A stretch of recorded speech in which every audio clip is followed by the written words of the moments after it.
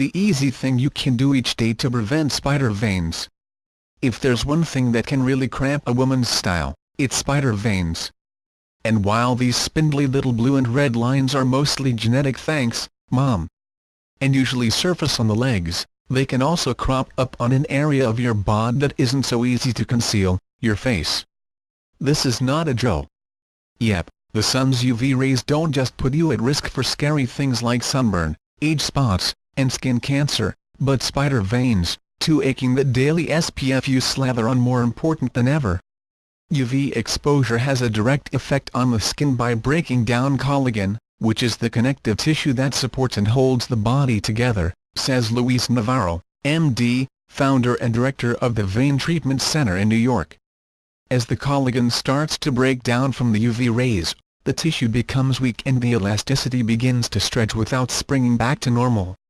This weaker collagen results in decreased pressure surrounding our veins, which then makes them more visible through the skin.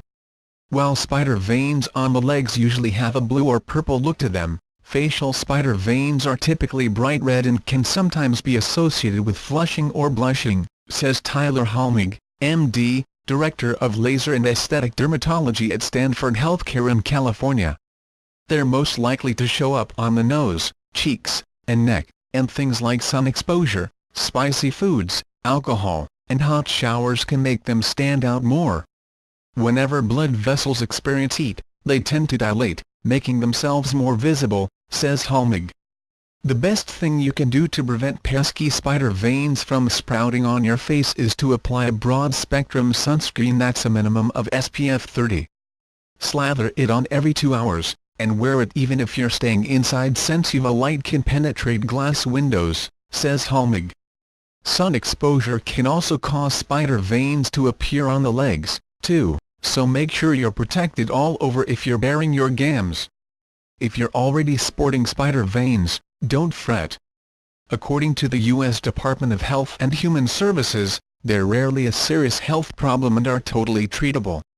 For starters, we can't stress enough how bad tanning is for your skin. Sure, in the short term it hides spider veins by darkening your skin, but the long-term skin damage will inevitably lead to flimsier collagen and, you guessed it, or spider veins and skin cancer. Your cheapest option is concealing your spider veins with makeup or self-tanner. There's also a new topical medicine called brimonidine that can help temporarily shrink these vessels, says Halmig. While these tricks can help you prevent new spider veins from forming, once you have them your body can't heal them on its own, says Navarro. If your spider veins have you totally bugging, it's best to seek treatment from a vein specialist or dermatologist. Options include laser therapy, which sends bursts of light through the skin and onto the vein, and sclerotherapy, during which a needle is used to inject a liquid chemical into the vein, which triggers it to fade after a few weeks.